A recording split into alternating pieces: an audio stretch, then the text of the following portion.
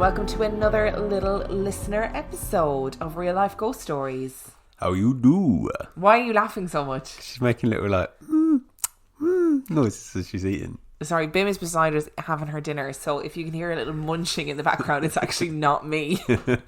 It's her. So this is mini episode 7. I hope that you are enjoying them so far. I am definitely enjoying doing them because it's something different. And we're going to go straight into our first story. And Our first story comes from Britnee. My grandfather grew up on the reservation in Gallup, New Mexico. His mother was Yaqui and Navajo, and his dad was Navajo. I grew up hearing stories of skinwalkers, and to this day, I am terrified of coyotes. You don't have to be on or near the reservation to see them. About 5 years ago, my husband and I were driving just to the outskirts of our town, where my family has a few acres of land, about 5 houses and some horse areas surrounded by desert. As we drove past this one particular house, I looked out of my window to the left. I was in the passenger seat. I saw a coyote-looking creature. Now, I will say that it was 4 to 5 times the size of a coyote and way more muscular. Its skin and fur were red and splotchy like an animal with mange. His eyes were large, but they were human eyes. Like there was something like emotion behind them, like anger. It's hard to explain without sounding properly bonkers. It was dusk, so not completely dark yet. As I saw this creature, my heart skipped a beat, and in my head I began to pray. While I do have native roots, I am Protestant. That doesn't mean there isn't something out there that aims to harm and seek destruction. Protestants call them demons, and Navajo people call them skinwalkers. As I prayed to my husband... I prayed to my husband. Shit. Bollocks. As I prayed, my husband, then boyfriend, looked at my face and looked out my window. It was then that the creature stood up and ran with an awkward, lanky gait, not towards us but away, and into the yard of the first house on the corner, just staring and arching its back. I saw him many times after that, but I was never afraid of him again. As I write this, I'm listening to episode 30. I find it no coincidence that this episode is playing as I've chosen to write this in. The Hat Man. That is what my husband and I called him. After we moved from my family's land into a rental property, odd things began to happen. My son, who was then 1, would start fussing, but never fully waking. Our family has a history of night terrors, so I thought that was what was going on. That is until one night I walked into his room. In his room we had his crib and a guest bed directly across from it. Outside his window was a security light that shone in through his blinds. Between the 2 beds stood a shadow. It was about 7 feet tall, with what looked to be a long duster jacket. I don't know if that's what you call them there, but they are worn by some in the southwest as protection from the elements while ranching. Anyhow, he stood staring at my son. Now, I don't think he was feeling menacing towards my son, but instead the feeling I got was that he was there to torment me. A feeling of, you can't protect him from everything. As if being said to me ran through me and my blood went cold. I called my husband and we began to pray over my son in the room. We saw him a few times after that, which is when we decided to call a pastor friend of my husband's who could help in these situations. He and his wife came over for dinner and we walked through our house praying and anointing every room. Things still happened around that house, but never in it again. I will also say that we were never asleep when this happened. We were always awake. Oh, I hate skinwalkers. They give me the heebie-jeebies. Yeah. I don't know how to manage skinwalker stories. Because when you hear people who email you in real life and they say, hey, skinwalkers are real, I've seen them. Yep. It makes me want to fucking die. Yep. And again, it's that animal turning into a human doing that weird super running gait thing. I'm also, why is she not afraid of him anymore? Because it would still afraid me. It would still afraid you. It would still afraid me. You'd be so frightened you'd lose your use of English. Yep. Yeah, I'd still be afraid of it. Hat Man just seems to be doing the rounds. Just having a little looks at everybody. Having a look at everybody's kids. It's the first time I've heard him described as having a duster jacket, though. In my head, I'm seeing The Undertaker. Yeah. I mean, that's pretty much... Maybe it's him doing the rounds. Maybe it is. Maybe it's The Undertaker, which is, I mean, disconcerting. I mean, if you look at the evidence on TV, he does just appear out of nowhere, so... With a duster jacket and sometimes a hat. Yeah. Most of the time a hat, actually. Yeah. And he's quite tall. Yeah. I don't know if he's 7 foot. No, I mean, he's listed as being around that, but I think he's about 6'8", 9". Well, listen, that's big enough for me. Yeah. I'd just say 7 foot as well. So the Hat Man is Undertaker. We've solved that. Dan solves science yet again. Are you ready for another story? Yeah.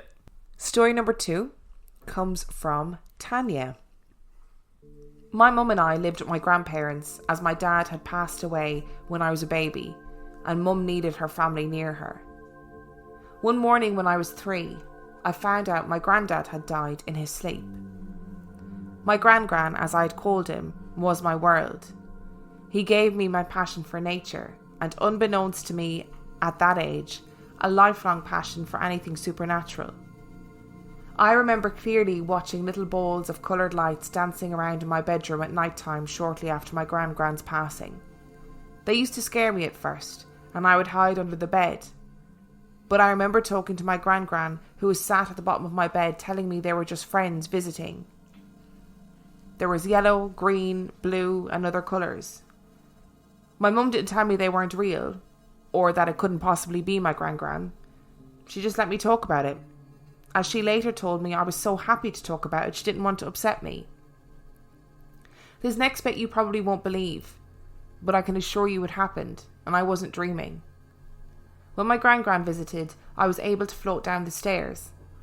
I would close my eyes and open them, and I would be at the bottom. It was our little game. Often Mum would wake up hearing me giggling and tell me to go back upstairs and get into bed. One day I was upset because Gran-Gran had told me he had to go and he wasn't going to be coming back again to see me, and not to do the floating down the stairs game ever again, as I would fall and hurt myself. So what do little kids do when you tell them not to do something? Obviously they do it. My mum and I both remember that day for different reasons. Mum, because she heard me scream as I fell all the way down the stairs, and me, because Gran-Gran had really gone. I had lots of bruises, but they didn't hurt as much as knowing I wouldn't see my Gran-Gran again. Mum says that's all I was bothered about. I kept saying, he's gone. He's really gone. At the same address, in the same room, I used to see the lights in when I was small. I was around 13. And I used to sleep with my dog Bess on my bed. Bess was a very laid-back dog, an absolute darling. She was just happy to be with people. This one night I was fast asleep when Bess woke me up. She was standing up in front of me growling and looking at the floor with her heckles up. Now I was scared, as like I said, Bess was very laid back. My room was a very small room. Just enough room to swing a cat. The window took a large portion of the outer wall. The window in relation to my bed was where my feet would be, and the headboard against the inner wall next to the door. Bess was watching something on the floor intently. The room was in darkness, but the light coming through the curtains was just enough that you could make out the outlines of the bedside cabinet and the wardrobe. I peered over the edge of the bed at what Bess was looking at. There was a blacker than black, slug-shaped thing crawling very slowly over the bedroom floor. It was about 20 inches long. We both watched it crawl over the floor, up the wall, along the ceiling, and out through the light fitting in the ceiling. Once it had gone through there, Bess stopped growling, and her heckles went down, but she was watching the light fitting for the rest of the night. I was too. I've never seen it again, and no one has ever given me an answer to what it could be. What in the world? I'll tell you what it is. What? It's a space cucumber. Like a sea cucumber. Yeah, but from space. But from space, with a little spacesuit on. Yeah. And a ray gun. Yeah. What in the fuck? That's weird, isn't it? See, it reminded me of that listeners episode we had a while ago, you know, where they both had the same nightmare about that creature. Do you remember that one? Oh, the clam. Yeah. It's that same kind of... Maybe we're just slowly getting invaded by space amoebas. Sea cucumbers. I just want to go back to the floating down the stairs bit. Yeah, how cool is that? That's fucking cool. I guess it's just a grand carrying her down the stairs, but because he's... And then she goes and hurls herself down the stairs. So I know that's not funny, but... Well, I don't think she's bothered by the fact that she hurt herself going down the stairs, is she? So that's all right. She isn't. But what in the world was that slug thing? Told you, space cucumber. Ooh, it gives me the heebie-jeebies, especially when the dog is there reaction to it as well. I don't like it. Yeah. I don't like I thought it the at story all. about her grand was quite sweet, actually. All the stuff that went on with that story. All of the lights. Yeah. And it's just friends coming to visit. I think it's lovely. Yeah, really nice. We used to have lights in this house, but we haven't had them in ages. No, we haven't had any for ages. That's fine. I'm done with that. Yeah. I don't know what they were. On last week's episode, at the very beginning, we had this horrible sound that was like a growl. I don't really know what it was. Anyway, I sent it off to a listener. He was like, send it to me and we'll have a look at it. And apparently, I can't remember exactly what he said now, but the sound was below human frequency. Beam. And there was footsteps that we didn't hear. And then whatever it was, some sort of growl or like an intake of breath. It was very strange. Sorry, I'm yawning, and it wasn't either of us. No, because it didn't even register, as you saw in the video. It didn't even register on the sound scale, did it? Yeah, so you could hear it. It was the strangest thing. You could hear it with your ears, but it wasn't coming up on the sound bar, which was very, very strange. So I don't really know. It's not. We need to talk about Kevin levels, though. I mean, Ghost Kevin. We need to talk about Ghost Kevin levels at all. No, absolutely not. But it's thankfully also very interesting. So are you ready for one more story? So our last story comes from Andrea. My story begins in Albuquerque, and I was 16 at the time. Albuquerque. My two brothers and I had just come home from a weekend at Grandma's. My dad gave us the news that he had decided to commit to Christianity and get baptised in the new church he had just started going to. Kind of odd, because he wasn't religious, and he'd only been to that church once during the time we were away. I didn't think much of it. He said we were going to church every Sunday from now on. He left it at that, and we all went on with the rest of our day. That same night, I experienced my first sleep paralysis. I had a queen-size bed that I usually slept on the right side of, and on my side with my back facing the edge of the bed. I opened my eyes, but my body was still asleep. And that's when I saw a dark, shadowed figure laying right next to me, staring right at me. He was laying on his side, on the bed right next to me. He had red eyes and I could see him smiling at me. He said, "Hello," in a very raspy voice.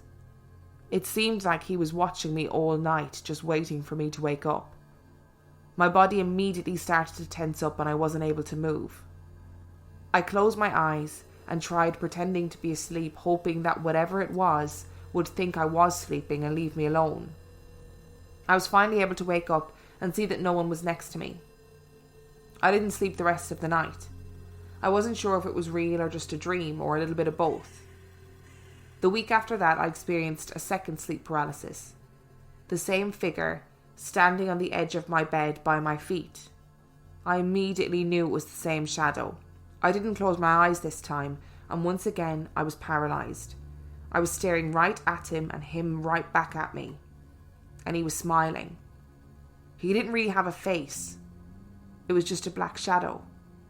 And with the same raspy voice, he said, "Don't go to the church."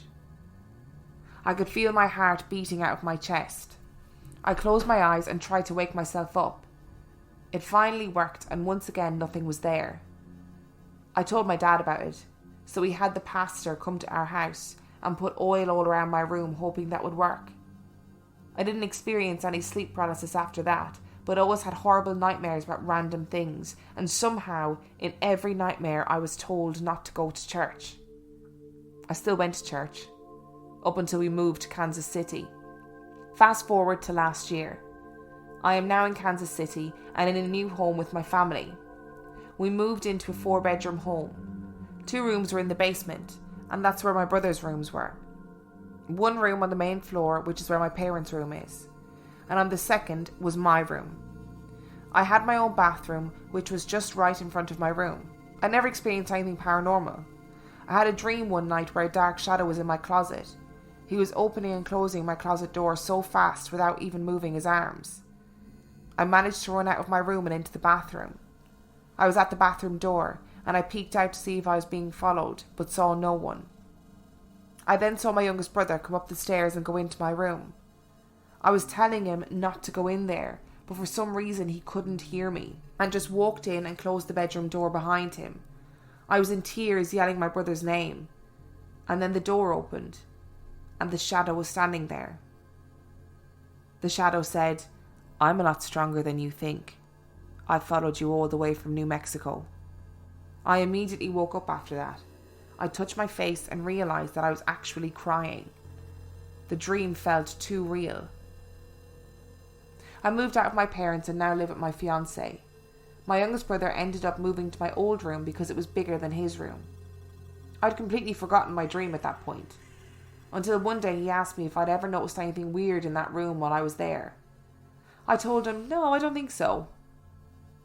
He then started telling me how things in his room move when no one is near them.